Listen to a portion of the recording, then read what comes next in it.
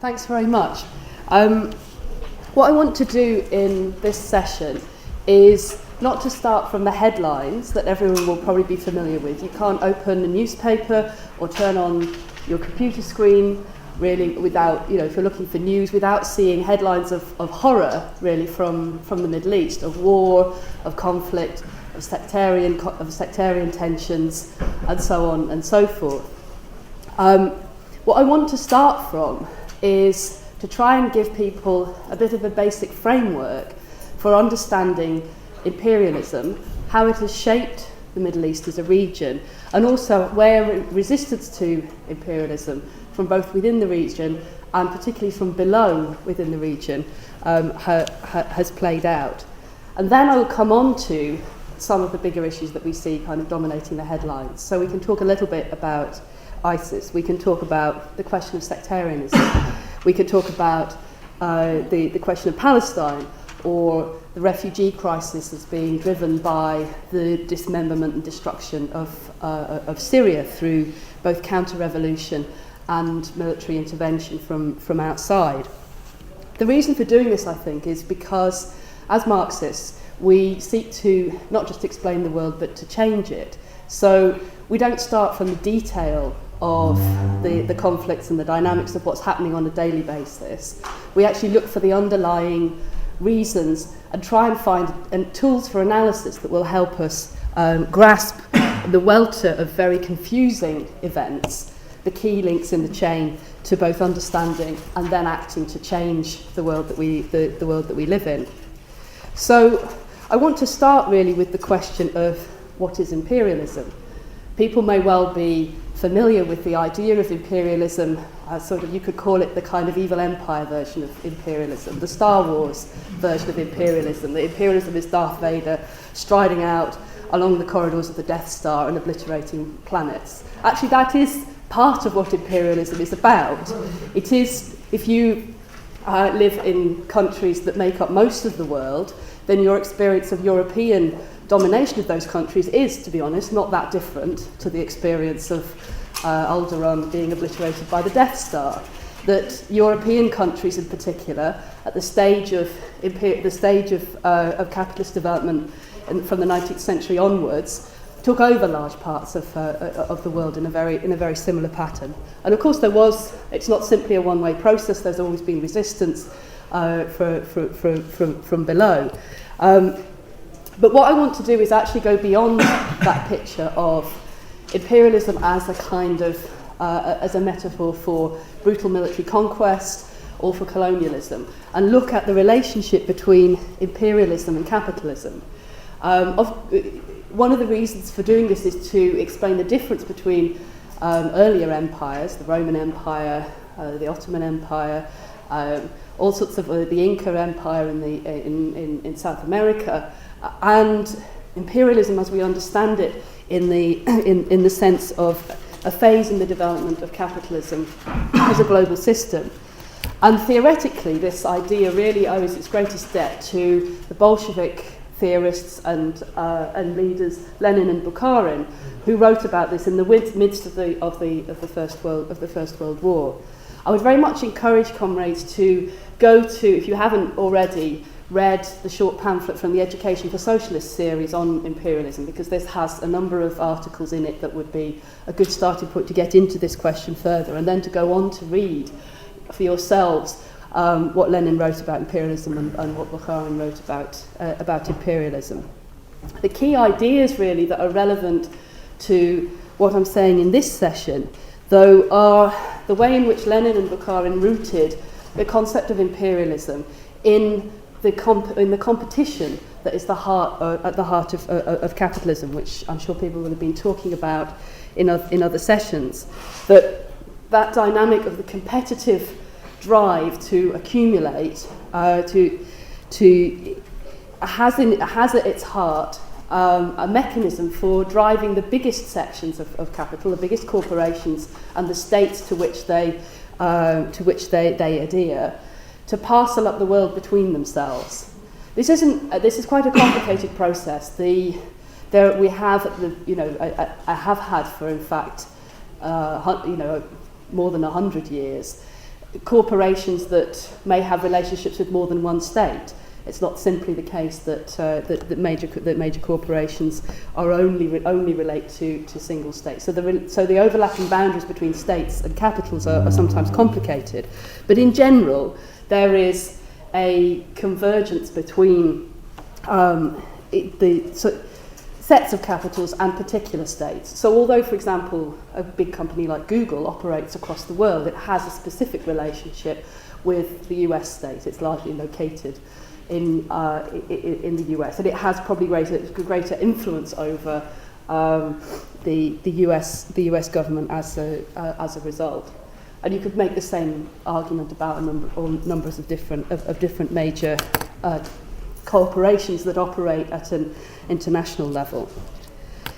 What Lenin and Bukharin identified around 100 years ago, in fact, was in their writings, was the way in which this competition at an economic level, competition over securing resources, securing access to markets, securing access to the things that you need to make capitalism work, had found their expression not only in peaceful competition sorted out by the dynamics of the market, but also in military competition, that it was the driving force behind the wave of European colonialism, behind the Darth Vader-like grab for Africa that had taken place in the previous sort of few decades before they were writing, and that crucially it lay at the heart of the conflict that was at that point ripping Europe apart between the major European powers, which were really the driving force of the world economy, of world capitalism at that moment. How can we use this understanding of imperialism to understand what's happened in the Middle East?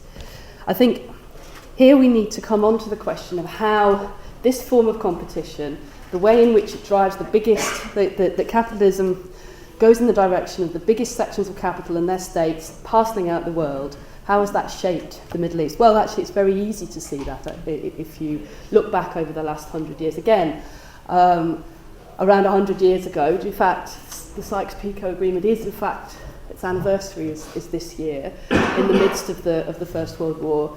A British civil servant and a French civil servant, who happened to be, they were on the same side in the war against Germany. They wrote some lines on a map and parcelled out the Middle East into spheres of influence between British and French states, carving up the provinces of the old Ottoman Empire that was on the losing side in the First World War and allied itself with Germany. That parcelling out, even in terms of much of the detail of the borders that came out of that, then helped to create a system of states, and many of the borders that have lasted up until the present day. Although famously some of them have now been, in the last few years, partially erased by the eruption of groups like ISIS. ISIS in particular had a very it sort of projected itself as getting rid of this colonial partition of the area of the Middle East in which its heartland is, so the northeast of Syria and western Iraq. If you look at the whole history of colonialism, you have this in the Middle East. You have this period when the French and British empires divided up the region between them. This was then moved on to another phase where actually there were huge revolts from below, mass movements against British and French colonialism, struggles for national liberation in the wake of the Second World War, which saw the British and French empires having to retreat from this kind of stage of formal colonialism. But you then still have the impact of imperialism in the region through new routes, through the impact of competition, the superpower competition that's emerging between Russia and the US. Again, dividing up the region into spheres of influence, making alliances between with some of the local states. Some of the local states were more allied ruling classes, allied themselves with the US, others with the USSR. And so the pattern goes on. The different states kind of swap sides sometimes in this process. Egypt, for example, in the 1950s and 1960s was really attached itself really to the USSR under the leadership of Gamal Abdel Nasser, who was the nationalist leader who had helped lead some of the. So he had helped lead the Egyptians against the British in 1956 during the Suez crisis, when Britain and France attempted to come back in and overturn Nasser's nationalisation of the Suez Canal. So he ended up allying himself with the USSR. In the 1970s, his successor Anwar Sadat swapped sides and joined up with the US. More recently, we've seen, of course, the decline of the USSR and a phase in which the USA was really the sole global superpower. It faced competition. Russia has, for example, recently been reasserting itself somewhat as a kind of player on the global stage. But there was a period when the USSR had collapsed and the USA was really dominant militarily, politically, economically inside global capitalism. One of the great setbacks, though, that the US faced was that this particular period led to, under the leadership of the neoconservatives, the second Bush presidency, in response to things like, for example, the 9/11 attacks in 2001 on the Twin Towers by the Al-Qaeda network, and other things like that, overreached itself really in terms of its ability to, in particular, shape what happened in the Middle East. So one of the disasters that overtook the neoconservative dream of this imperial order that would be unchallenged was what happened to it in Iraq. And I'll come back to talk a bit more how that led quite directly really to the rise of ISIS in later years. In Iraq, the US found itself bogged down in a war which it had to win and re-win several times. That the invasion of Iraq in 2003 turned into a nightmare for the US. They had thought themselves would be welcomed going into Iraq. Within a very short time, faced a nationwide insurgency and uprising, which was aimed at ending the US occupation. And that dragged on for many years, tying down huge amounts of resources and troops, so that in 2006, 2007, the US had to go back and reconquer a country it had apparently walked into with ease in 2003. And they left behind themselves a very weak set of governments, which were nominally still very much clients of the US, but they were also very much tied to the regime in Iran next door. They tended to be led by Shia Islamist parties, which had close relationship with the Iranians. The US and Iran have been facing off against each other as rivals. I'm not trying to say, of course, that Iran is at the same level of importance in the global system, but on a local level, the US has targeted Iran as to attempt to contain its influence over the region, and the US has been a consistent pattern in US policy up until very recently.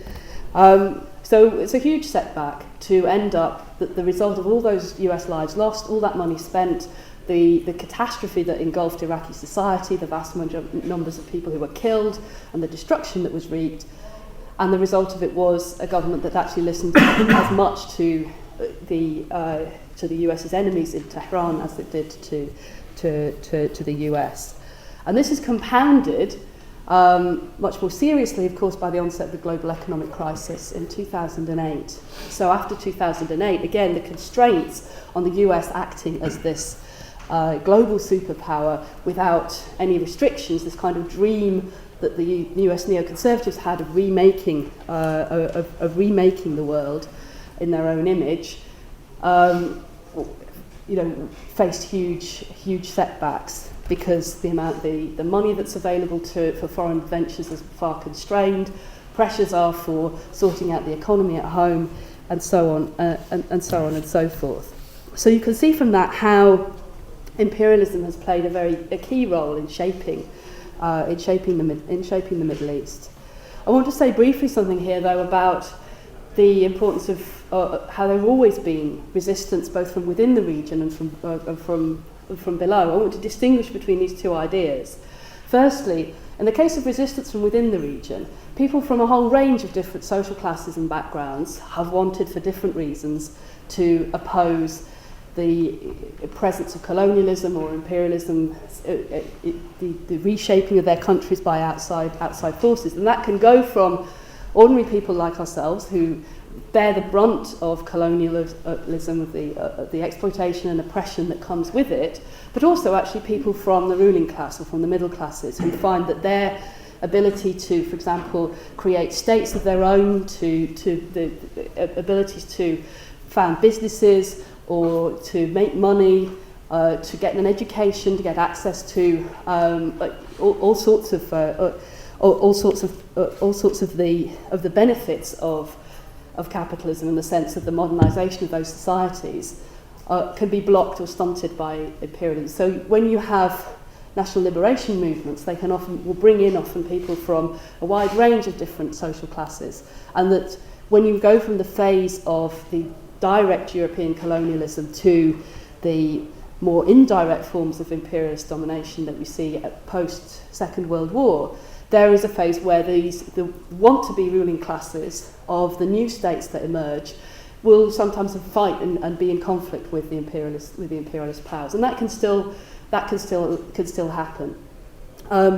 Although after 1945, the dynamic is much more towards those people in the middle, particularly at the level of the ruling classes from these states, finding themselves as space as junior partners for imperialism.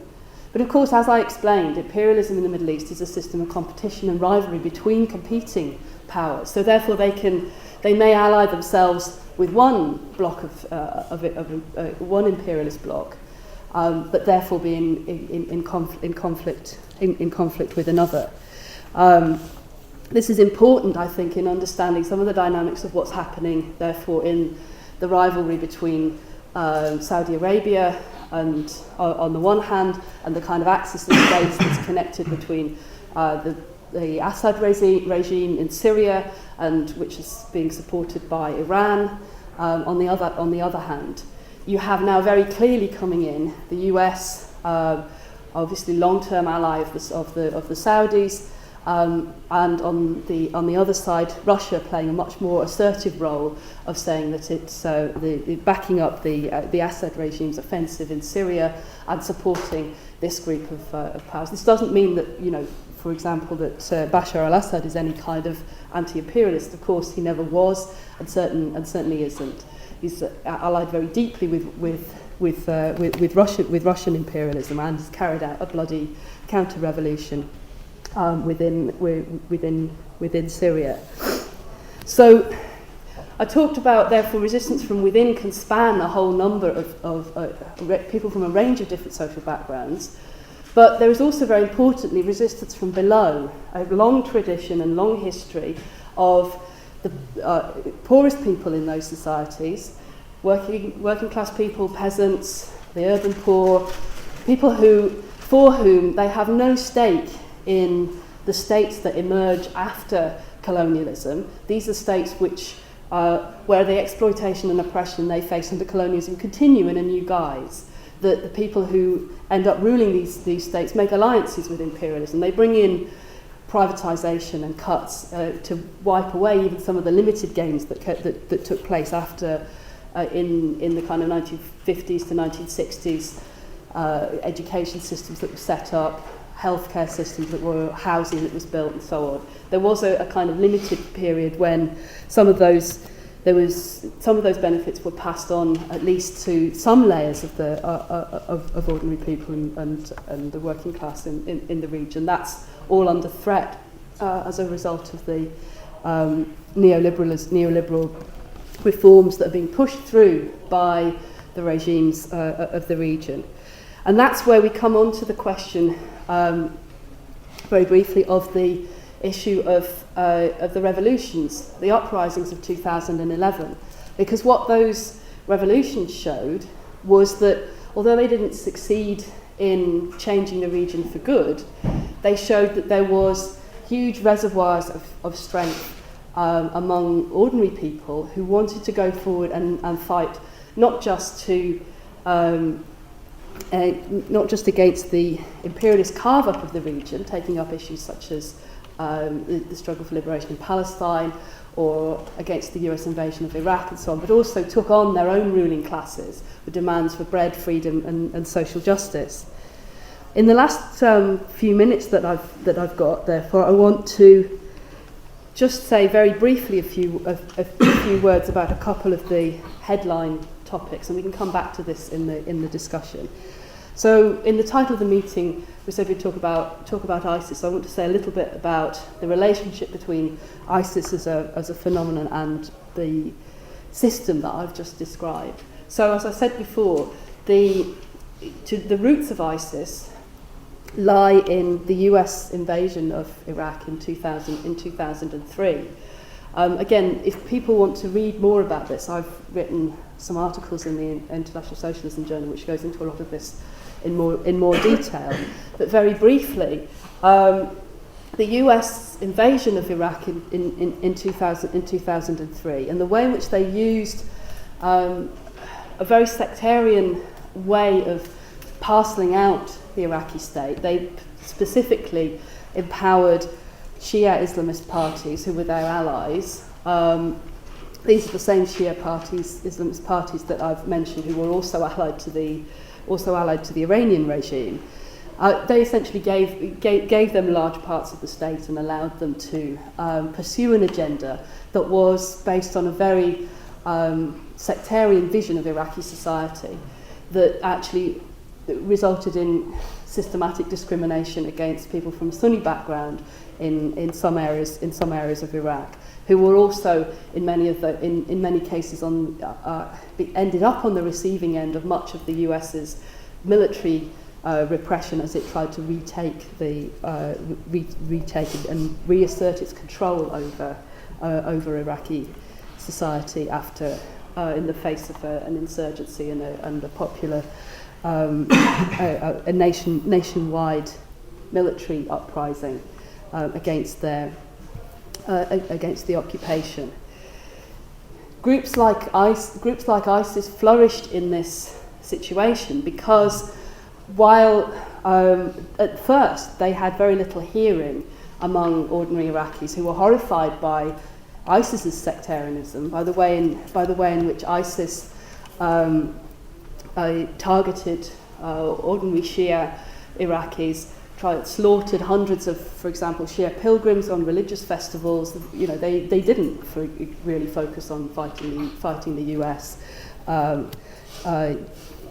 Tried to turn the insurgency and the military resistance against the US into a sectarian civil war. The fact that the Iraqi central government was in the hands of sectarian parties which had an agenda of maximising their control of the state and refusing to let moderate Sunni politicians any space within the structures of the Iraqi government, then made the arguments of people like ISIS seem attractive, and they were very effective fighters. So, to a large extent, the rise of ISIS is really the US reaping the whirlwind that it sowed in 2003, 2004, and subsequent years. The other part of the picture, though, with the rise of ISIS is the counter-revolution in Syria and the way in which the Assad regime, again, used sectarianism actually as a tool in order to try and overcome the popular uprising in Syria. The way in which it vacated large parts of the country, and created a space in which ISIS could operate, and the way it mobilised not only within the areas that it still controlled, but also from support from regional allies, brought in, for example, fighters from Hezbollah, which is a major Shia Islamist organisation in Lebanon, to fight alongside it, again on a sectarian basis. So ISIS emerged out of this this process as one of the military forces that appears in the area of kind of northeastern Iraq and northwestern Iraq and northeastern Syria. It's very much related. It's very much related as well to the overall dynamic of how the competition between the different imperialist blocs that are attempting to parcel up the Middle East is now being played out within Syria, as I said, with not only with regional powers such as Saudi Arabia and Iran coming in on different sides of the conflict in Syria, but also then their global superpower sponsors, so the US and the UK on one side and Russia on the other. I think in the last minute I just want to focus back though on the question of what's the alternative to the situation that we see at the moment. What is the future simply a case of repeated wars and conflict?